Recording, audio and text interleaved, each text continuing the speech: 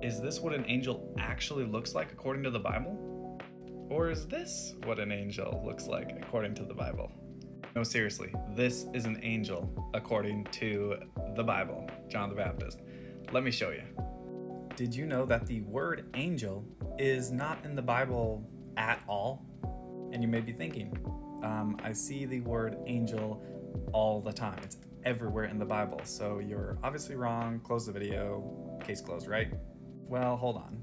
The reason you see the word angel all throughout the Bible is because the word angel is a transliteration of the word angelos. This is because the Greek word angelos sounds like angel, so that's why we kind of came up with angel. But the meaning of angelos is not angel. It actually just means messenger. This is why in Matthew 11:10, John the Baptist is called a messenger or an angel. The word angelos or messenger that John the Baptist is called, that's the exact same word that is used here in Matthew 13:49 when it's talking about the end of the age, when the angels come and separate the wicked from the righteous.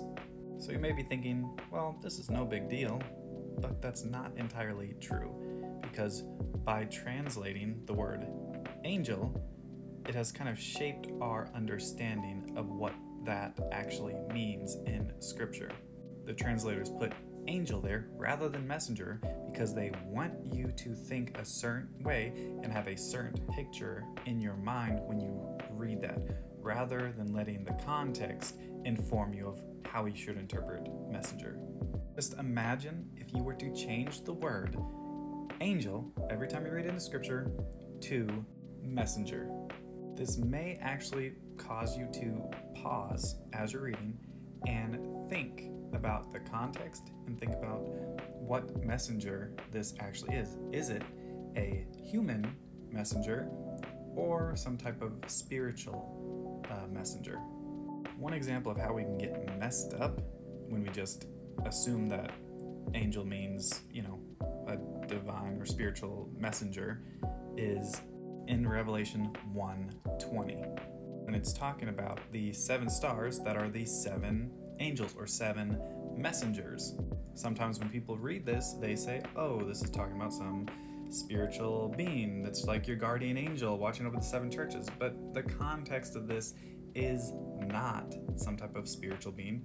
It's the elders or the pastors of these 7 churches. So they should have never said angels there. They should have said messengers. Or how about in Galatians 3:19, when speaking about the law and the coming of Jesus, it says that it was ordained or put in place through a messenger or angels by the agency of a mediator. So who put the law into place? Who wrote the law? It wasn't spiritual beings, it was people. It was the Old Testament prophets. They wrote the scriptures, inspired by God, but they were the ones relaying the messages. And this verse is specifically referencing Mount Sinai, when God gave the law to Moses. So this should never be angels. This is so confusing when we put it as angels rather than messengers. I could keep going, as there's a lot of different verses in the Bible that say angel when it probably should be messenger. And I just want to encourage you that every time you read the Bible and every time you see the word angel in the Bible, just get rid of it and replace it with the word messenger. That way you don't accidentally trick yourself into thinking it's talking about some spiritual being when it's really just talking about a human. And I'm not saying every time you see the word angel or messenger in the Bible that it's automatically talking about a human. I'm just saying, let's just make sure we know what it's talking about and don't just blindly assume it just because the translator put that word there. I encourage you to dig a little bit deeper and figure out for yourself when it's referring to the spiritual and when it's referring to a human. And that will really help you kind of understand the scriptures a little bit more. In this Christian race that we're all running, we're not all in the same place. So it's okay, wherever you are, we got to keep moving forward in our knowledge of the Lord. I really hope you guys found this helpful. If you did, feel free to follow, comment, let me know your thoughts on this. If there's any place in the Bible where you say, okay, this is definitely divine or this is definitely a human, I'd love to hear it. Thanks for watching, and God bless.